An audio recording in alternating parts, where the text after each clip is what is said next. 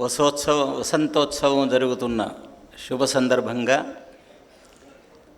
ఈ సభా ప్రాంగణానికి విచ్చేసిన మీ అందరికీ పరాభవనామ సంవత్సర శుభాకాంక్షలు. ఉభయ రాష్ట్రాలకు అభయమిచ్చే విధంగా ఉంది ఈ వసంతోత్సవం. చాలా కనుల పండుగగా ఉంది. ఈ సభ సందర్శనం నాకు చాలామంది కవి కోకిలలు సభలో ఉంటే ఈ సభావేదిక మీద కవిసింహాలు ఉన్నాయి.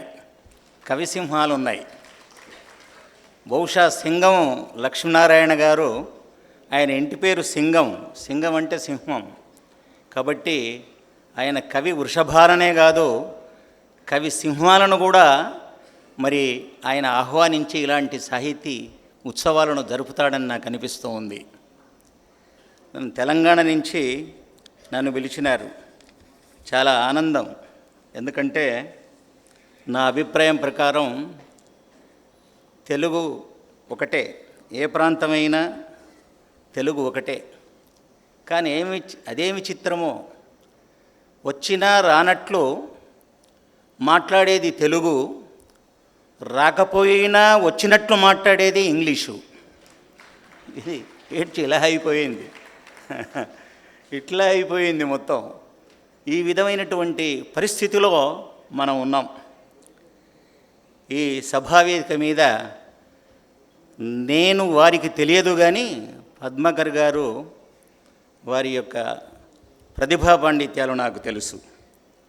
అట్లాగే జడ్జి గారిని ఈరోజే వారిని చూస్తే వారి తీర్పులు ఎంత మనోహరంగా, మనోజ్ఞంగా, ఔచితీవంతంగా ఉంటాయో వారి ముఖాన్ని చూస్తేనే తెలుస్తూ ఉంది నాకు. తర్వాత మా జొన్నవిత్తుల వారు, ఆయన పేరడీ కవిగా ప్రపంచానికి తెలుసు. పేరడీ కవిగా ఆయన మీదనే ఒక పద్యం చెప్పి నా ప్రసంగాన్ని మొదలు పెడదామనుకుంటున్నా.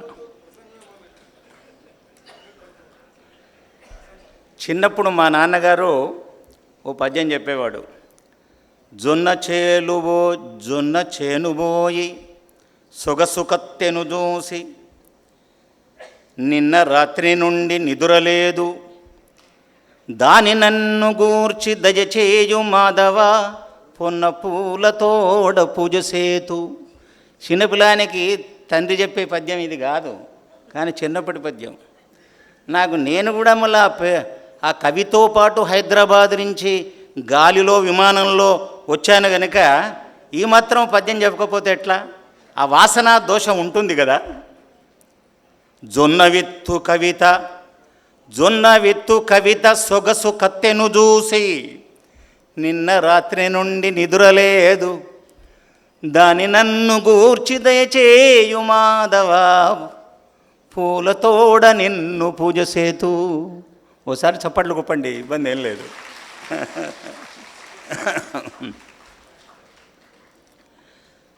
ఆరు రుచుల పచ్చడి ఎక్కడైనా ఒకటే, ఆంధ్ర భాష కూడా ఎక్కడైనా ఒకటే. ఉగాది నేనున్న ఉప్పల్లోనే చేసుకోవాలా? గుంటూరుకు వస్తే నాకింత గుర్తింపు లభించింది, ఎంత ఆనందం! ఓ పరాభవనామ సంవత్సరమా.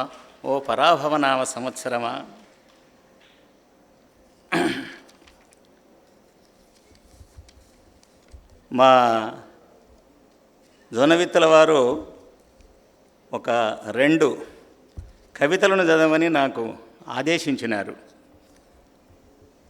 ఆంగ్లం వెళ్ళిపోవాలి అని, తెలుగు వర్ధిల్లాలని. ఇక్కడ ఒక్క ఇంగ్లీష్ అక్షరం కూడా ఎక్కడ నాకు కనిపించలే. నిజంగా ఎంత ఆనందం చూడండి.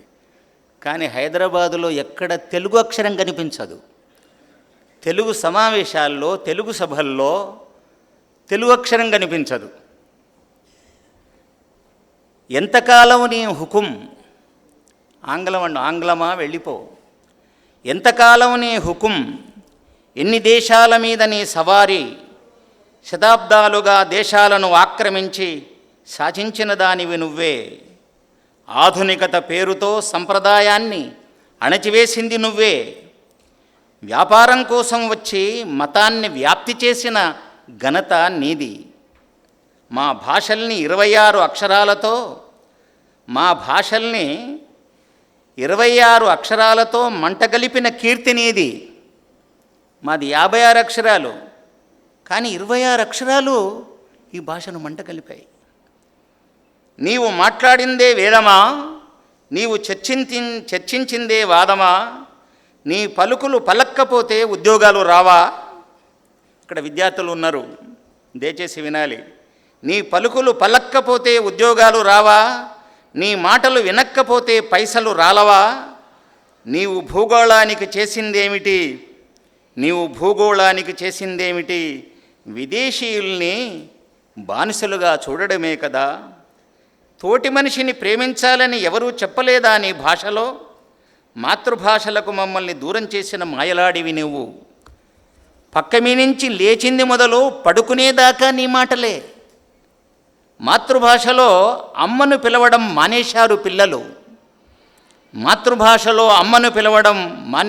పిల్లలు. అమ్మ భాషలో చక్కగా అభివాదం చేయని దుస్థితి. భాషరాని మనిషి ఉన్నాడా? నీ భాష రాకపోతే మనలేమా?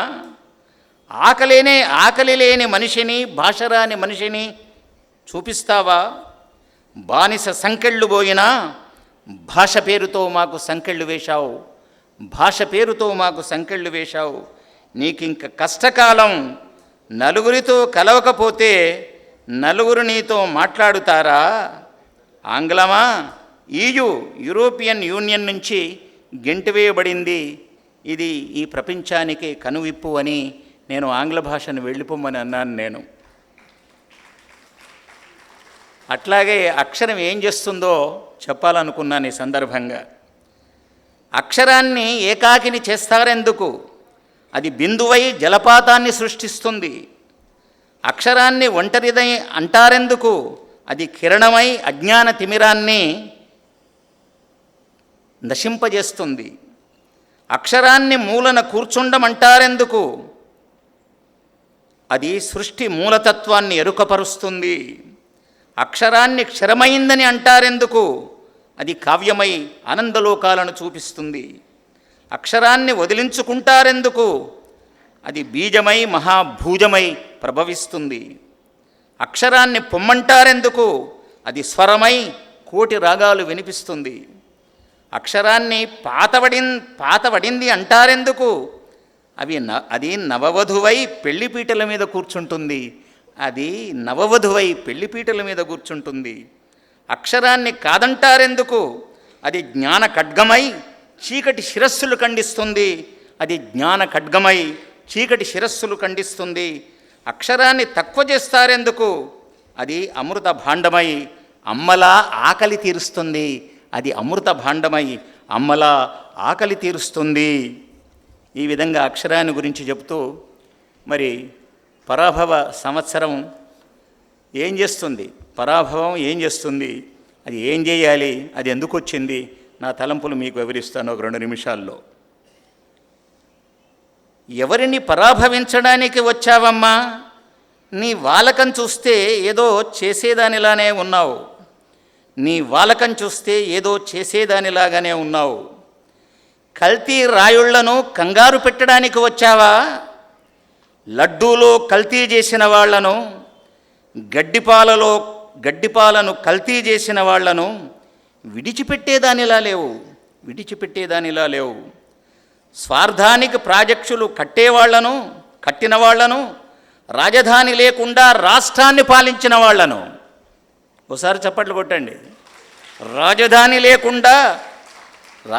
లేకుండా రాష్ట్రాన్ని పాలించిన వాళ్లను, దేవుని హుండీకి గండి కొట్టిన వాళ్లను, దేశభక్తికి బదులు ద్వేషభక్తిని పెంచిన వాళ్లను పరాభవించడానికి వచ్చావా?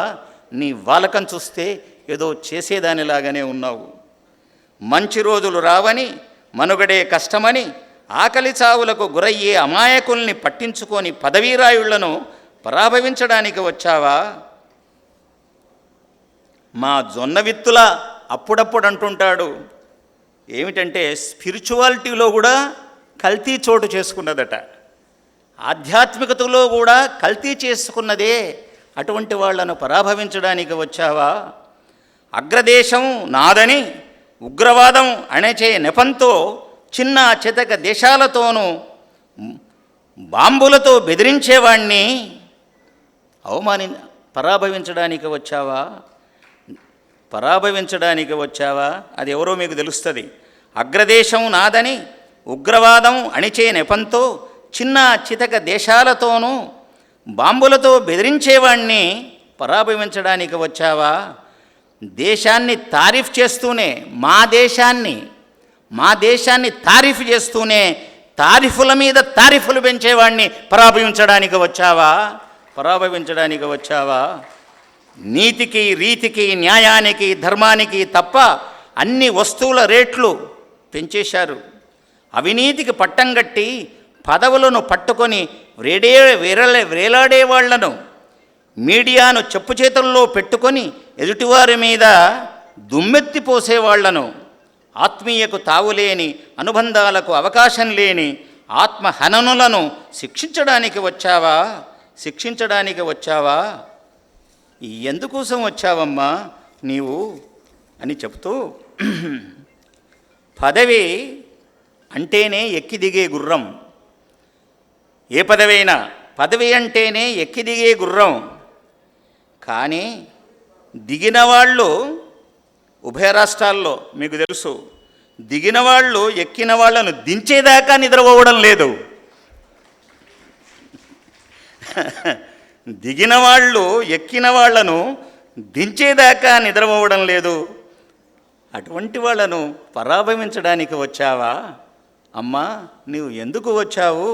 నీ వాలకం చూస్తే ఏదో చేసేదానిలాగానే ఉన్నావు అని పరాభవ నామ సంవత్సరాన్ని ఉద్దేశించి చెబుతూ ఈ 2-3 కవితలతో నన్ను ఆహ్వానించినటువంటి పెద్దలకు, మిత్రులకు, మరి నిర్వాహకులకు నేను నమస్కరిస్తూ మీ అందరికీ కూడా ఉగాది శుభాకాంక్షలు మరొకసారి తెలియజేస్తూ సెలవు తీసుకుంటున్నాను.